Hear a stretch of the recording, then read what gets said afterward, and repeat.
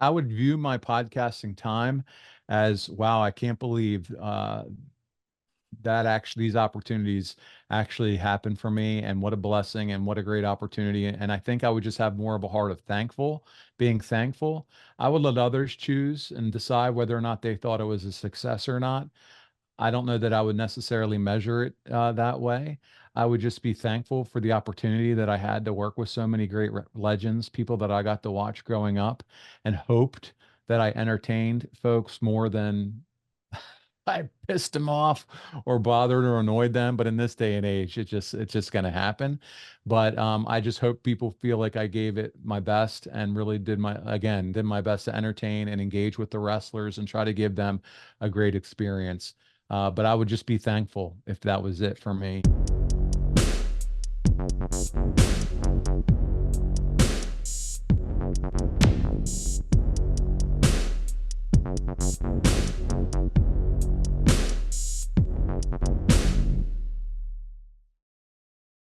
What's going on, guys? It's your boy, Tom Talk Trarish, and stand back for another interview.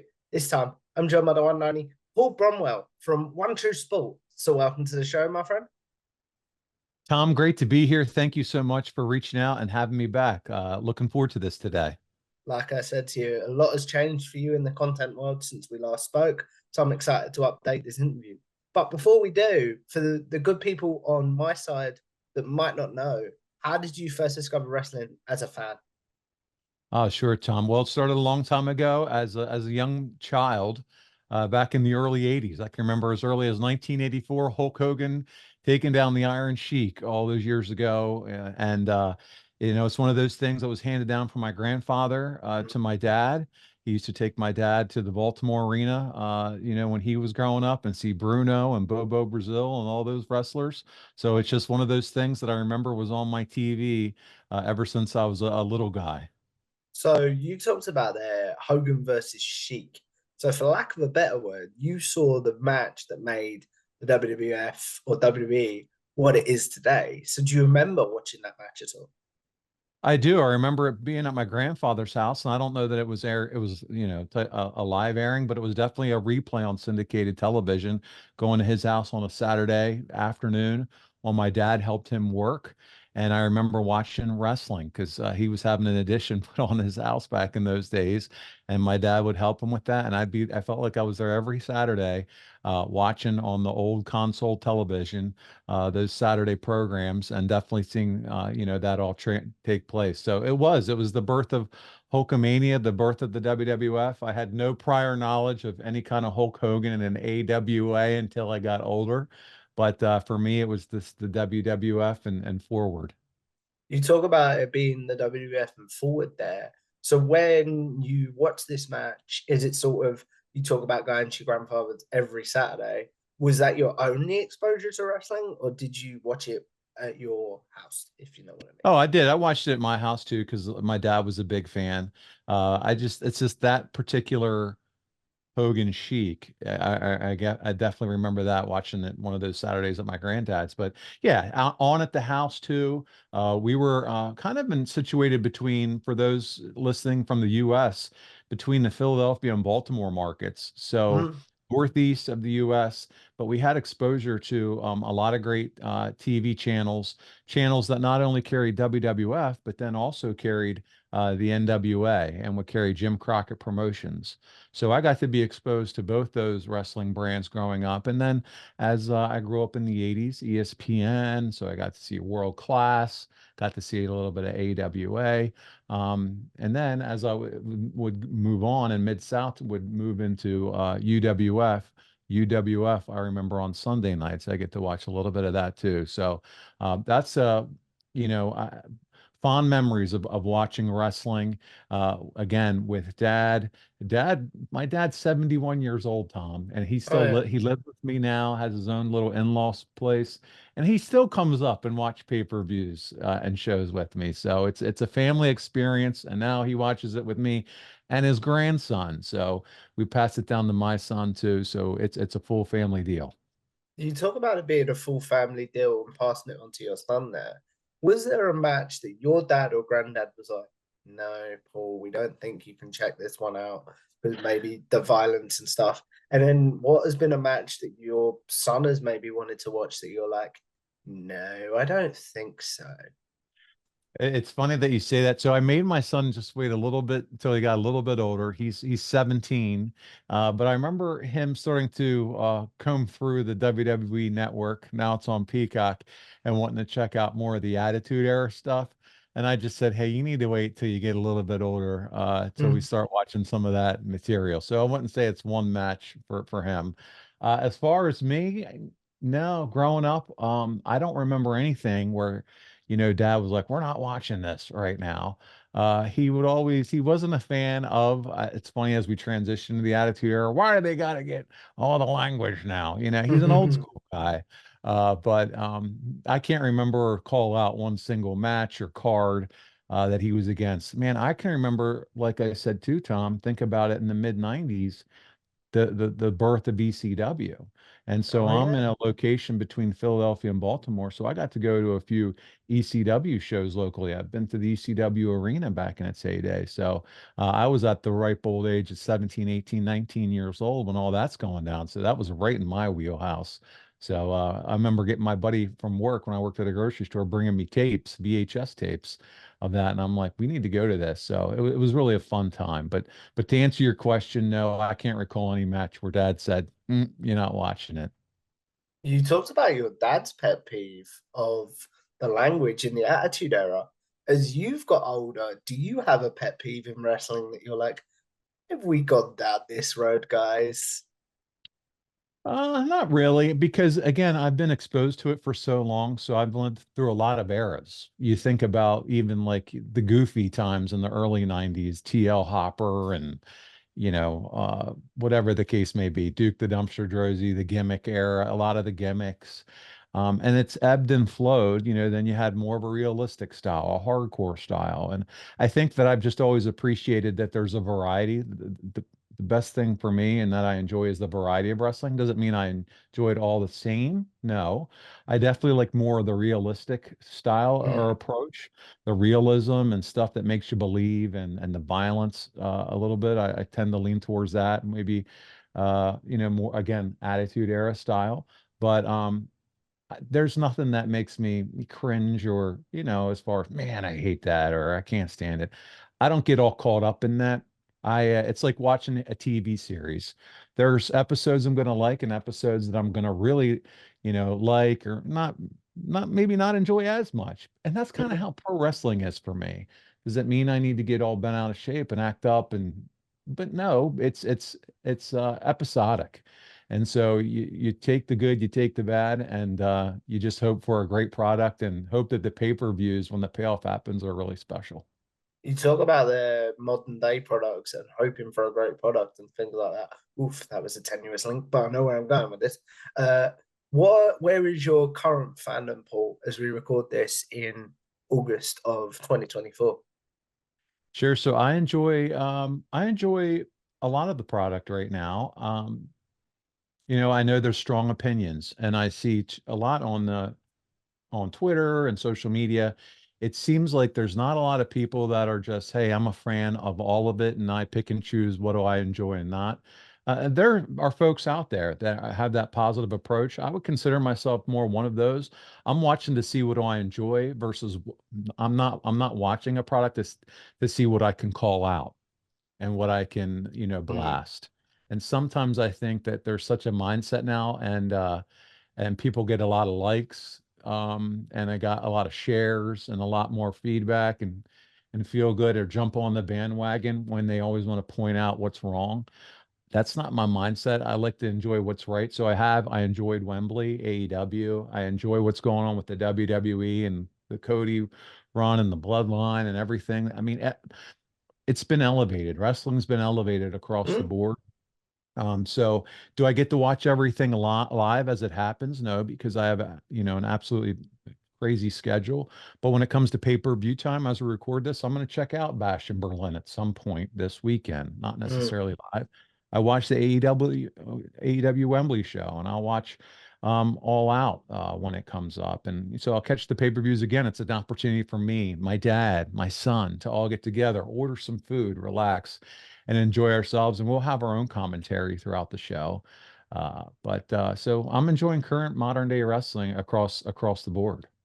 That's really, really cool. So you brought up the tribalism in wrestling, and for lack of a better phrase, so where you talked about the fact that you're not really tribalistic, where do you think tribalism comes from in wrestling? And what would you say to people that just want to be a fan like your good self? I would say, and it's interesting because I notice, I have friends that I would say are tribalistic when it comes to their viewpoint, and we've gone back and forth. And some of it I stay away from too, Tom, because I know I'm not going to change anybody's mind. I get Mm. that. Yeah, All I can say is just how I feel about it and my outlook on it. First of all, living in a just consistently watching a product so I can shit on it. Um, from a mental perspective, that's just not a headspace that I want to live in. Um, that's that I don't I'm not going to excel well there. I already have enough. We all have enough things going on in the real world, whether it's our jobs, our home life, other situations. To me, wrestling is an outlet. It's an outlet to watch and enjoy and things like that. So I'm not going to necessarily get involved um, and watch a product so that I can do that. If I was really not enjoying something that much, I'd probably stop watching it or find something else to do with my time because I also enjoy a lot of sports. Well, I watch a lot of professional sports. mm, I find myself doing that, but um, it's out there and it is what it is. People obviously we have the platform to share our opinions, and people have formed friendships and bonds and connections over it. There's a lot of guys that have made money doing it, and these are people that people look up to and respect. And so they want to chime in on their heroes' thoughts and yeah. feel like they're part of that connected community too. So it's interesting to see that, there's just such a it feels like it's almost like a community of tribal, the whole tribalistic thing. And it is what it is, and people want to be a part of it. It's just how I just choose not to. And again, I'm going to watch something to try to see what do I enjoy with it. And it's funny because I was in a group chat the other day, and two guys were like, "Hey, I actually enjoyed that show," and the other one said, "Yeah, I thought it was actually pretty good." And the one guy that I know who can't stand the product waited for like 8 or 10 hours and then pointed out a referee botch from the card. And I'm like, wow, just could not comment on those that said they enjoyed it and waited just to make sure they pointed out that there was a referee issue that night and share the twit. And it just shows the mindset. And that's okay. It just makes me smile at this point. You talk about the watching wrestling for an outlet. So before we get into your great podcasting career, whether it be with Kurt Angle or others, how did podcasting change? How did watching wrestling change when you did start Great question. podcasting? That is such a great question because it has changed. Not only because I've started to understand, and I've had the opportunity, and I've been blessed to be able to work with some wrestlers and do shows with, you mentioned Kurt and Arn, and other folks as well. But you start to see how they view wrestling. Mm, We view it from a fan's lens. Well, they're going to be a mid-carder. They're not going to be, Ricochet's a perfect example. He's just going to be a mid-carder again. They're not going to use his talent. You work with a guy like Kurt or Arn or others. I'm not saying it's any of them, but you see, they do view this more. It's a livelihood. It's a business. At the end of the day, is it going to take care of their family? How are they going to be able to pay their bills? Are they going to have opportunities elsewhere that, outside of just the one company they sign with? Is this company going to give them some other opportunity? There's mm. so much more that's looked at than we as a fan who looks at like, oh, so they're only going to get they're not going to get any farther than the US International title. championship now or the international title. And we have such a fan perspective because that's how we view it and that's the lens that we know. And I think that has where it's changed for me, kind of understanding it's a different outlook when you're in the business. Guys like Mike Chioda and things like that, right? Sometimes when I'd go hang out with him, oh, can we watch a match you ref here, or watch this, or watch this together? And I'm watching, ready to jump in as a kid and as a fan. He's Mm. looking at like, oh man, behind the scenes, this guy was talking to me like this, and I had this guy in my ear yelling at me. it's a totally different experience for these legends and these people that are part of the business. And so it has been a little bit of a learning for me to try to kind of see it differently from their perspective and to think differently than maybe I have in the past. So that's been eye-opening as well. And then we do so much research. We talk about it so much. People talk to us about it, DM us, things like that. So there are times where, like I said, I'm not necessarily going to watch everything live. I might Yeah. scoot through current product because my downtime, I sometimes want to unplug, Tom. I want to hang out with my family or go do something fun or watch my favorite sports team or get into a true crime series or something like that. So it definitely has affected that a little bit as well. So you talk about the downtime there, and that brings me to a beautiful segue of burnout before we get into your podcasting career. So how do you make sure, first of all, Paul, that you don't get burned out and you're not like you haven't watched, say, 9 hours of wrestling in a week and you're no longer a fan? But then how do you maintain that fandom within wrestling? I know you said you try and watch everything. Sometimes it's just turning off social media. Like, hey, it's interesting because I do communicate with quite a few people. You're one of them Mm. through Twitter and DM and things like that. So sometimes though, it's just maybe I don't check it as often as everybody is. People who like tend to live on it throughout the day and crack that app open quite a bit. Why? Because I know I do follow a ton of wrestling, whether it's content creators, whether it's news sites like that's kind of a hub where I know I'm going to get a lot of wrestling. So maybe it's I'm just busy throughout the day and I'll check it a couple times at night or sporadically throughout the day. So it's limiting myself sometimes in that space. So that's been kind of help and ideal for me as well.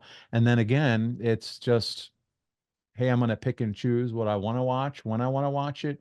But I'm in control of it and I'm not always dictated to, well, it's 8 to 11, time to turn 3 hours of Monday Night Raw on Monday night. So, it's just creating some boundaries and some, I guess, rules are not really rules. It's just some kind of boundaries that I've created over time to give myself that breathing room and to keep myself, interested in doing and paying attention to other things. Do you know when you're burned out, for lack of a better word? Do Mm. you know that like, Oh yeah. yeah, I've watched too much over the last, or I've done too many podcasts, etc. Yeah, and I think too recently, so even as far back as March, and we can start talking about this a little bit. I think it's a nice transition. Oh, It definitely. came to a time where a situation where I decided to move on from ad-free shows. And at the time, I was recording every Tuesday with the Taskmaster every week. Rest in peace, Kevin Sullivan, by the way. I so Yeah. much loved working with Kevin Sullivan, and just so sad his passing. But I was doing a show with him once a week. I was doing the Monday mailbag every other week with Mike Chioda. Sometimes filling in sporadically on some Zoom calls.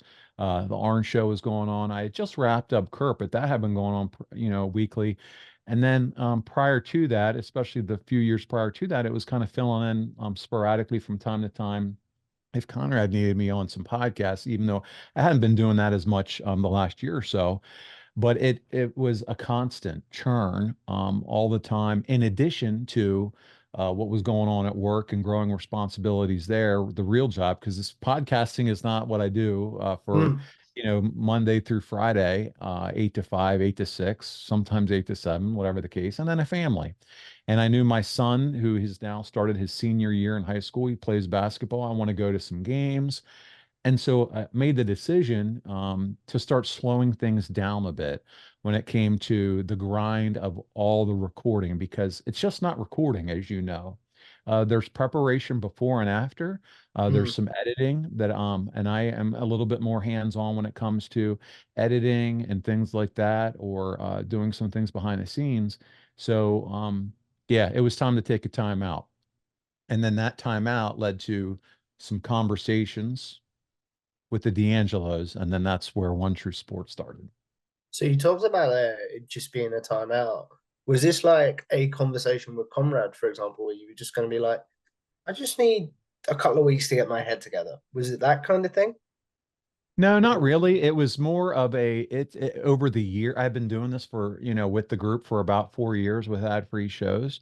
So it was more of, hey, it's just time to to move on and transition and try to and if I do jump into something different or at that point we were just maybe talking a little bit, me, Marcus, and Dom, about the concept of One Mhm. True Sport, really for merch.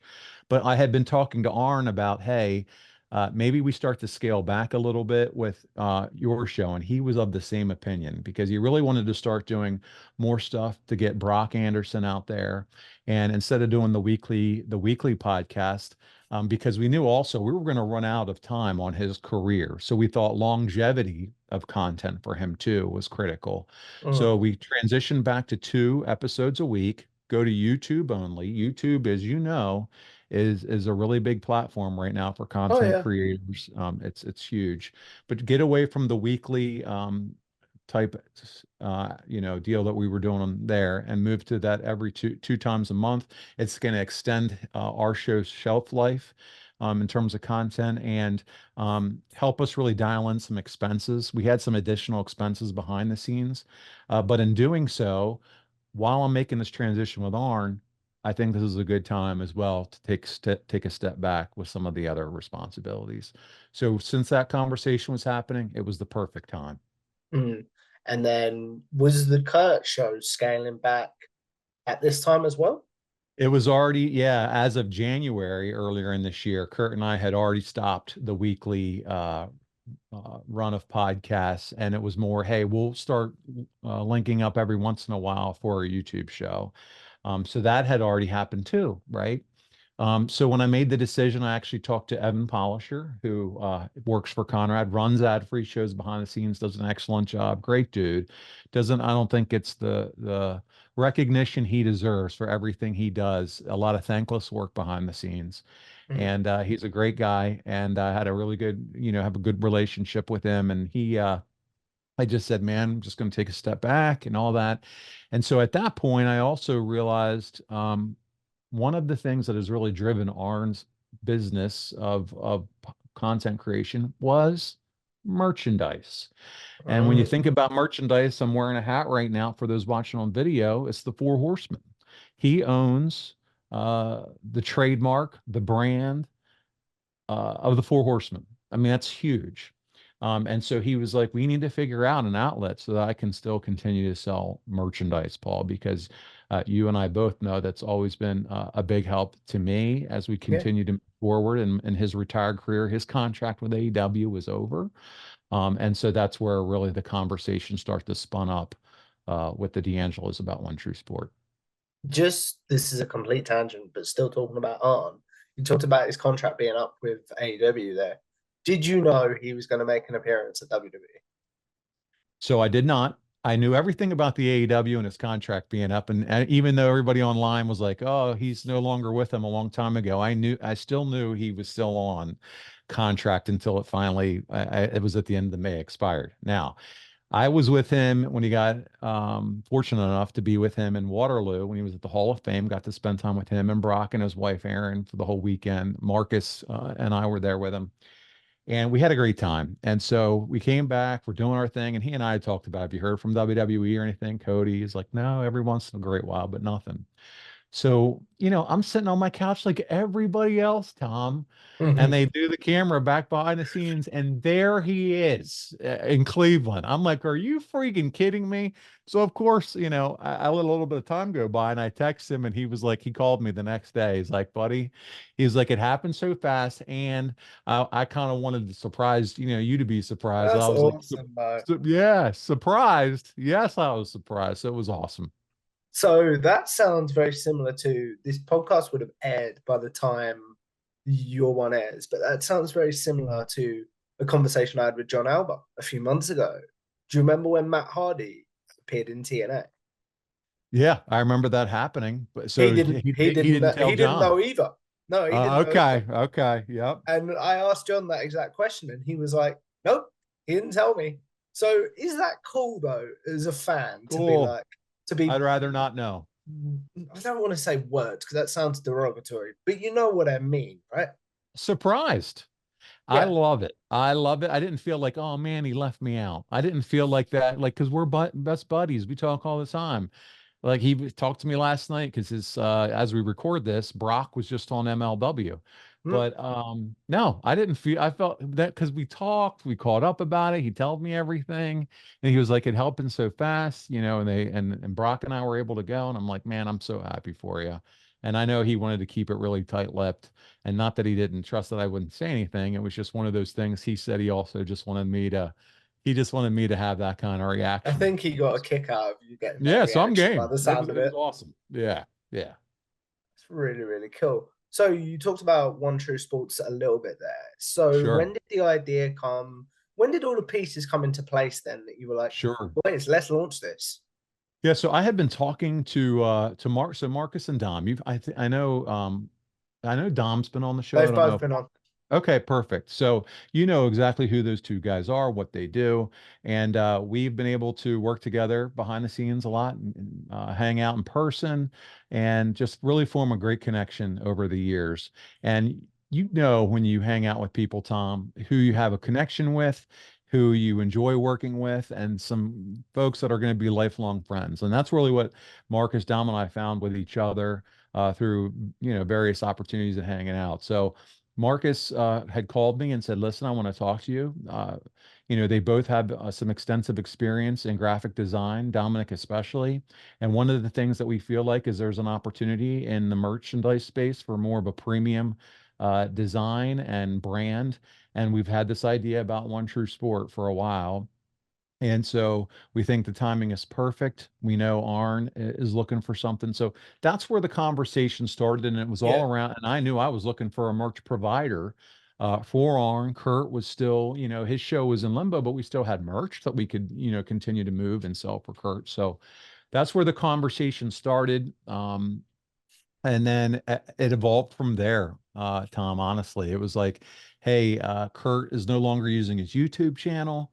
There's an opportunity where now with the memberships, we've seen what 83 Weeks and Eric has done and Conrad has Mhm. done in that space.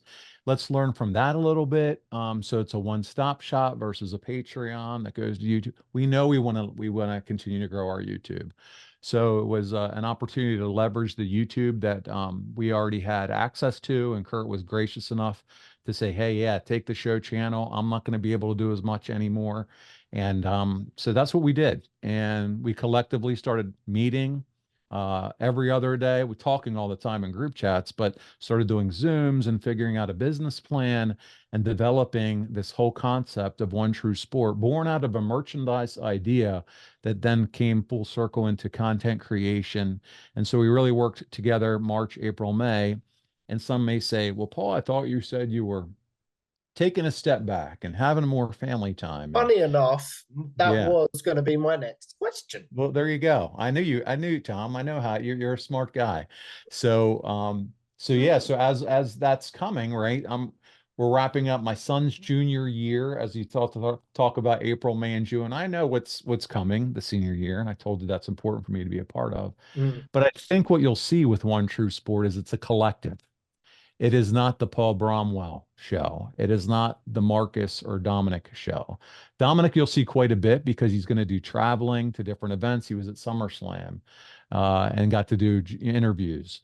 Um, and there's all where we're going to take turns, but it's a collective effort. When I jump started with One True Sport and we started doing our thing together, I was able to do something with Tully. I've been able to do something for the guys with Dustin, but there's no weekly, bi-weekly, monthly commitment for Paul Bromwell podcasting wise outside of what I'm doing twice a month with Arn. Hmm. And that's the difference. And so we're a team and we're all going to tag in and tag out and do things. And then behind the scenes, where I do have some time while I'm working at the job, is continuing to work with designers and making sure the store continues to grow and do things like that. But again, the big lift here is still have more time on my hands that I was hoping for, while still betting on myself and working with Marcus and Dom to grow something fun together.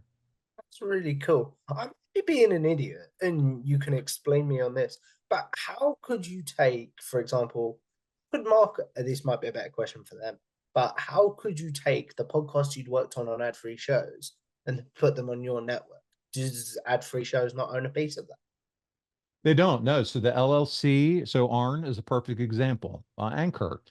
When we about a year and a half ago, so it was way before the migration, Conrad basically had a conversation with me and said, "Hey," he said, "I feel like we're kind of half pregnant here. You've been doing all these shows because we had a pay situation where when I would fill in for him, I would get, I would get paid."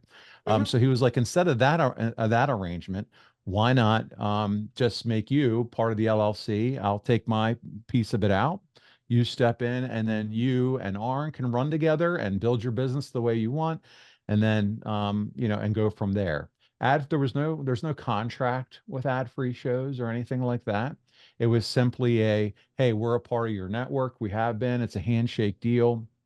And then they measured the shows. As you saw, they really grew a lot of shows. There Yeah. was, a lot of shows, and a lot of growth started happening, and it kind of lost its, the five core, and started to add a lot of other shows, the Matt Hardy podcast, Jake the Snake, Arn and I, Kurt. So it really got to be a lot of different variety.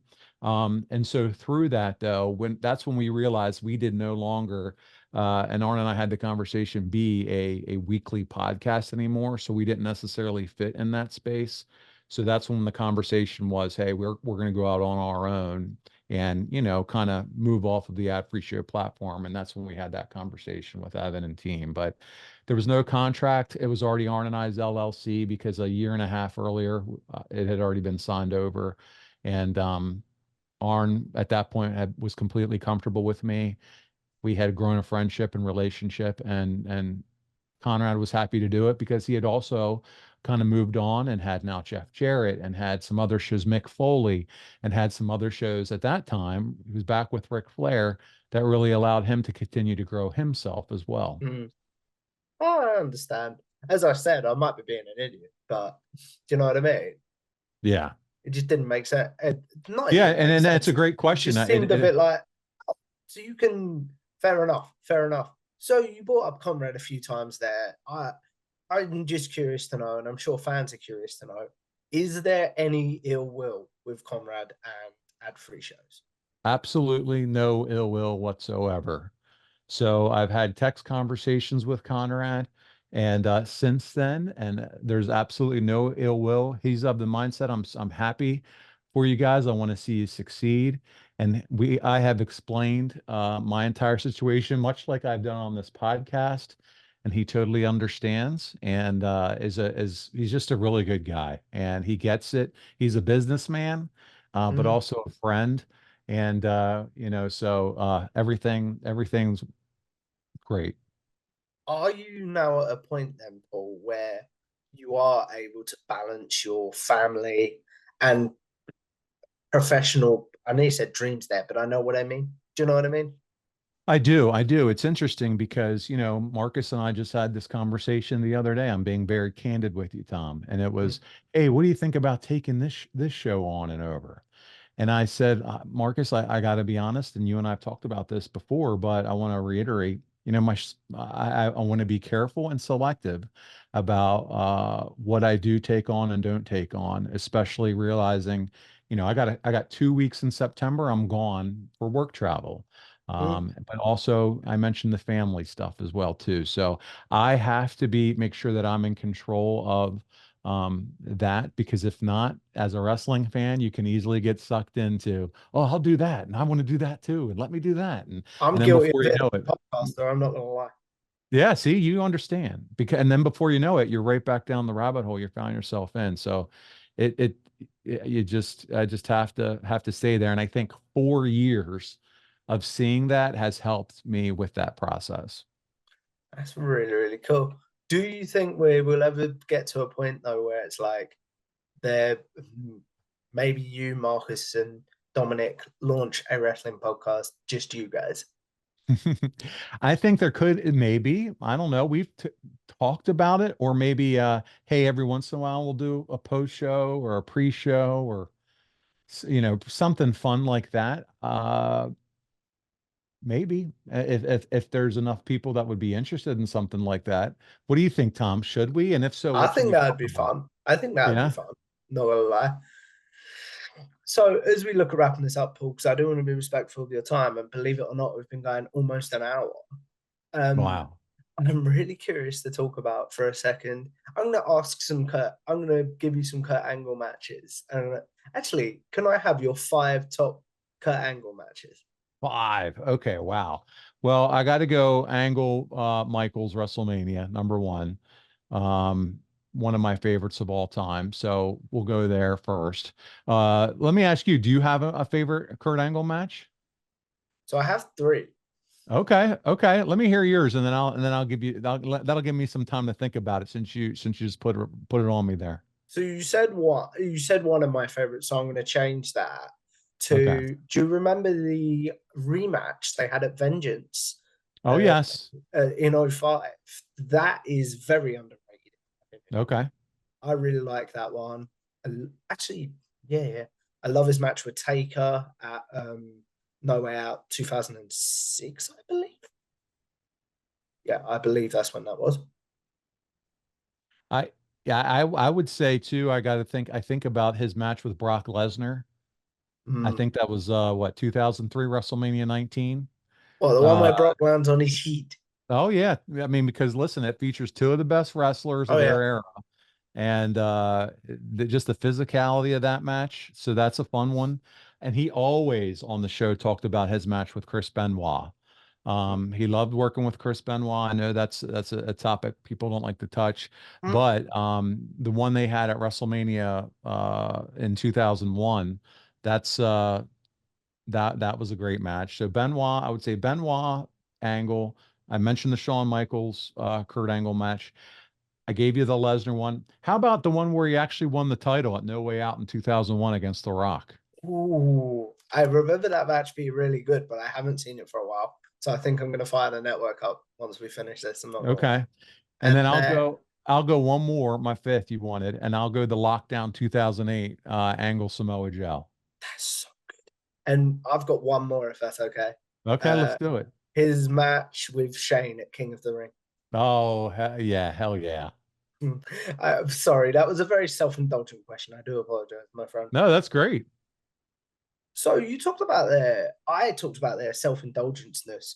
When you are podcasting with a wrestler, how do you strike that balance of formal chat to asking them about your fandom questions? I think Tom, it's funny because I don't really ask I try to stay away from my fandom questions, or if it's something that I'm personally interested in, it's probably spinning off of something that I've asked that another fan asked. Like, may say it's Ask Arn Anything, and a fan asks a question about an angle or a favorite opponent. Arn will say something about a particular individual. I'll use that as an opportunity then to dial in a little bit further on that individual because I myself am curious about it. So maybe that's where I lean into my own personal curiosity, but I try to stay away from typing up my own question just because I want to know. Because that's an hour where fans that, we're giving fans and listeners and people that love Arn or love Kurt their opportunity. Yeah, I'm gonna make a little bit of time to do some catch up with Kurt or Arn or whoever I'm with, especially like if it was a Kurt Angle. Hey, I'm gonna go try to find some headlines like, Kurt, I heard you were this, or you did that with your family or whatever, because I continue to love to humanize him as an everyday guy, because he is so funny. We connect and have a good time. He's a normal guy outside of obviously an Olympic gold medalist and yeah, an absolute freak in the ring. He's a family man. He's funny. We make each other laugh. And so I like to try to always, and I think that was kind of a little of the difference when I took over and when I worked with him. And I don't know how many people cared for that or whatnot, but for him and I, we enjoyed our friendship. And we hope that that came across on the air just by us having a good time, and felt like if we're having a good time, hopefully the listeners are enjoying mhm, it as well. So there's some of that. But I really tried to make it about the listeners. Even when I did some stuff behind the paywall for ad-free shows with Kevin Sullivan, or Kyoto, it was always, man, hey, we have uh, Adam Smith back with us again. And Adam, so great to hear from you. And remember, he's the one who said this, try to do callbacks. that's But I really always cool. want the people that were a part of it or asking questions to feel like they're a part of the show and feel like we're engaging with them, with the wrestler, because that just makes them feel special too. That's so cool. You mentioned Kurt being a nice guy there. I think I told you the story last time I had you on, but in 2021, I got to meet Kurt Angle at an Inside the Rope show. Okay. Couldn't have been a nicer guy, like genuinely. He is. Because I took one of my carers with me, who I'm gonna call a spade a spade. Not a wrestling fan whatsoever, but like had to go because I wanted to go and I needed the help, if that makes sense, because of my Okay. wheelchair. Sure. Yeah. Yeah. So he was like, "Yeah, I'll go with you." But Kurt didn't ask him about wrestling or anything. Shook his hand, said thank you for like taking him and stuff like that. He couldn't have been nicer. That was awesome. That's so good to hear, man. I've been able to sit beside him at shows before and things like that, and the same thing with Arn. They are both so warm and kind to the fans, and thankful for their support, and treat them each, as individuals, and so that's so glad. I'm so glad to hear that. As we look at wrapping this up, Paul, because like I said, I do want to be respectful of your time. Before we do my classic wrap up questions of generic questions, I'm curious to know if you did step away from podcasting when True Sport launched and you was like, okay, I'm just going to do the merchandise side now. Yeah. Would you view your podcasting career as a success? And what would you want your legacy as a podcaster to be? Ooh, heavy questions. I would say I would view my podcasting time as, wow, I can't believe that actually these opportunities actually happen for me, and what a blessing and what a great opportunity. And I think I would just have more of a heart of being thankful. I would let others choose and decide whether or not they thought it was a success or not. I don't know that I would necessarily measure it that way. I would just be thankful for the opportunity that I had to work with so many great legends, people that I got to watch growing up, and hoped that I entertained folks more than I pissed them off or bothered or annoyed them. But in this day and age, it's just going to happen. But I just hope people feel like I gave it my best and really did my best to entertain and engage with the wrestlers and try to give them a great experience. But I would just be thankful if that was it for me, and appreciative for just the opportunity that I had to do what I did. That's really, really cool. What about what do you want your legacy as a podcaster to be? My legacy, I just someone that again works hard, was always willing, and some people may never really understand this, but just a guy that was willing to be thrown out there amongst the wolves when I first Yeah. started. Whether it was Bruce Pritchard or 83 weeks, get beat up, get made fun of, get talked about on social media, but didn't give up, and really improved and got better and worked at his craft and tried to have fun and be engaging, but was also a guy where the folks that work behind the scenes know that they could always count on, whether it was Conrad, whether it was Evan Polisher with ad free shows, or whoever else is that I worked with.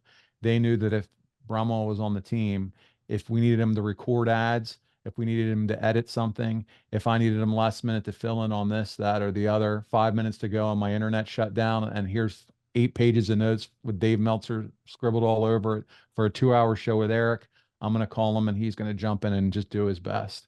And to me, it was just being the utility man. I've heard one guy who knows very well is like, you're kind of like the Arn Anderson of the group, huh? The Oh, I the guy like that. behind the scenes. And I was like, you know what? I don't know about all that, but because I love Arn, I thank you for that compliment. So I just wanted to be that guy. I didn't have to be Nature Boy, but I just wanted to be the guy that could step in and help out when need be. That's really, really cool. I have a bit of a self-indulgent question before we do the generic questions, my friend. Have I improved since you was on last time? Did you enjoy this conversation and everything in between? Where can I improve, etc.? Oh my goodness. Tom, you're great. You are a very good conversationalist. Your conversations flow and make sense. Your questions, you tell a story, right? So you took me from the beginning and all throughout. So very good. And you allowed me to talk about my own journey, and even getting in some of the questions that you wanted to make sure, whether it is self-indulging with Kurt Angle, whatever the case may be, you did an excellent job. And I think you have improved. And I think you have a bright, bright future in podcasting. You've done an excellent job. You've had a lot of great guests on, and I was extremely happy to hear when you reached out and asked me to be on again. I really appreciate that, my friend. But before I get emotional, because I can't take compliments, I'm not going to lie. So, as we wrap this up, Paul, we are going to do a segment called generic wrestling questions. Those Oh of you that boy. have seen my interviews before will know that's where I'll ask Paul his favorite match, favorite pay per view card, such as Double or Nothing 2019, for example, his favorite wrestler's entrance theme, favorite tag team, and favorite wrestler. Basically, the questions I assume Paul might be asked on social media. So now he'll have a place to be like, guys, I have answered this. Please go watch this. So, what's your favorite match of all time? My favorite match of all time, first match that always pops into my head when people ask that is the first Undertaker Shawn Michaels WrestleMania. Because Hmm. I was with my best friend, and maybe it was the whole kit and caboodle. I was with my best friend at his house and someone that I grew up with, so I have fond memories, and we got to watch that WrestleMania together. So I'm already stoked. We both love Shawn Michaels, and just to see him and what him and Undertaker did, and us looking at each other and freaking out with the kickouts and Undertaker's eyes when he couldn't believe he couldn't pin him. That'll stand. That was just an amazing match. So I'll go with that match as a favorite. What about your favorite overall pay per view card? I'll go WrestleMania 3. Again, that's the nostalgia in me that just remembers all the matches that, just from whether it was Macho Man and Steamboat that everybody talks about all the way through to the big main event with Andre and Hogan. The ring cart bringing him down in the Pontiac Silverdome, the pomp and circumstance, the Weasel in his white tuxedo and the long tails, how they conducted the entire pay-per-view. That's all nostalgia from top to bottom for me. That's really, really cool. What about your favorite wrestler's entrance theme? Oh man. Well, hmm. For a long time, I was a big fan of the CM Punk entrance because I love Cult of Personality, so that's pretty cool. But let me see. I also like Edge with Alter Bridge, just because I'm an Alter Bridge fan. So Mm. a big entrance theme music there. It's hard to not like the Undertaker's music when how can you not like that entrance? And I'm giving you more now than just one. That's But those cool. are ones that stick out in my mind. What about your favorite tag team? I have a feeling, but what about your favorite tag team?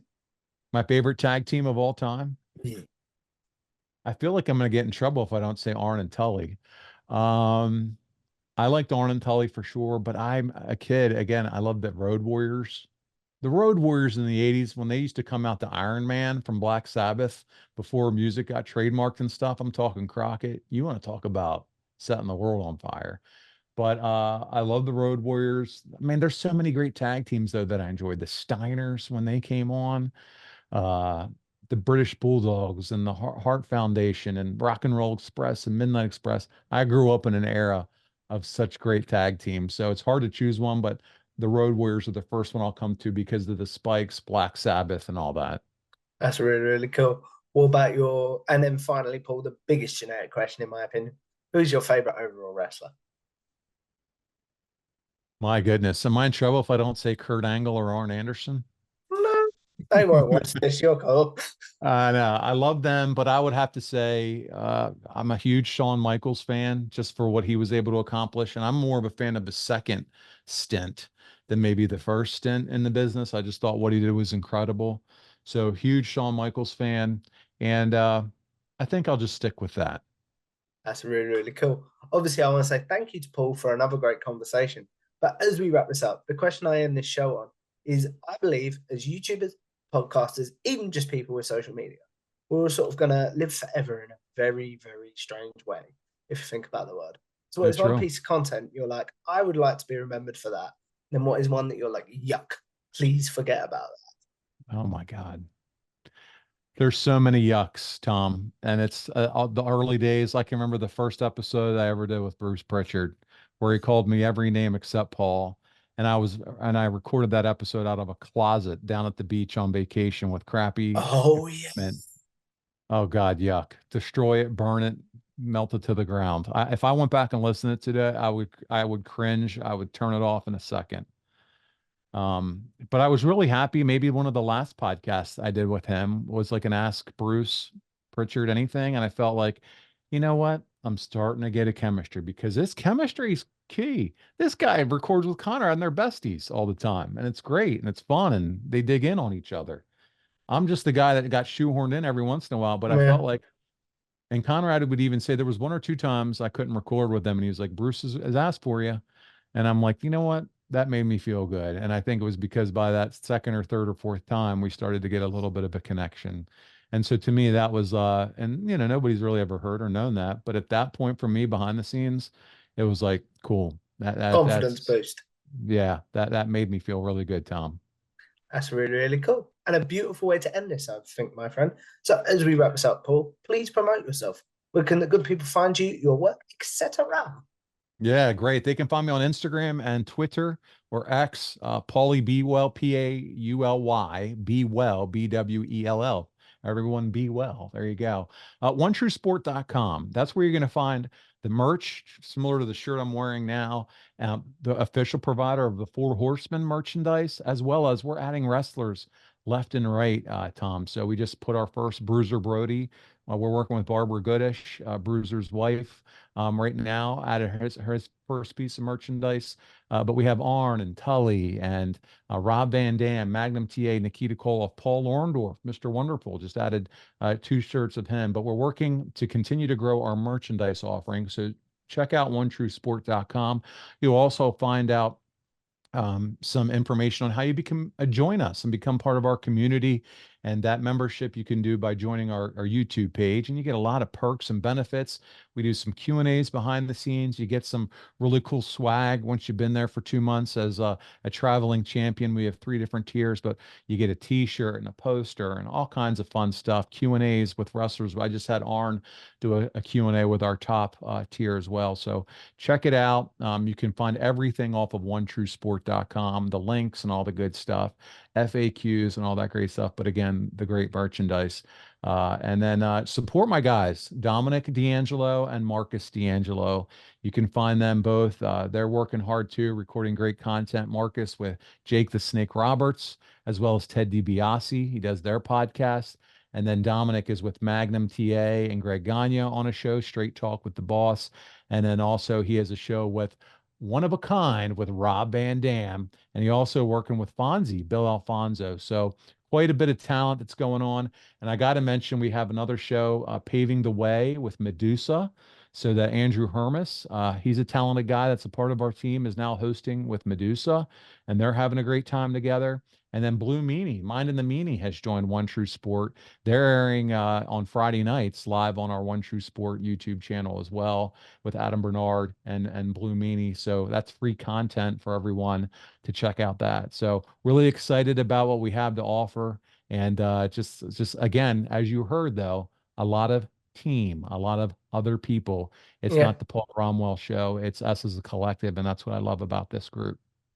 that's a beautiful way to end this, guys. So if you guys like this, make sure you like, share, and subscribe to Tom Talks Rubbish on YouTube.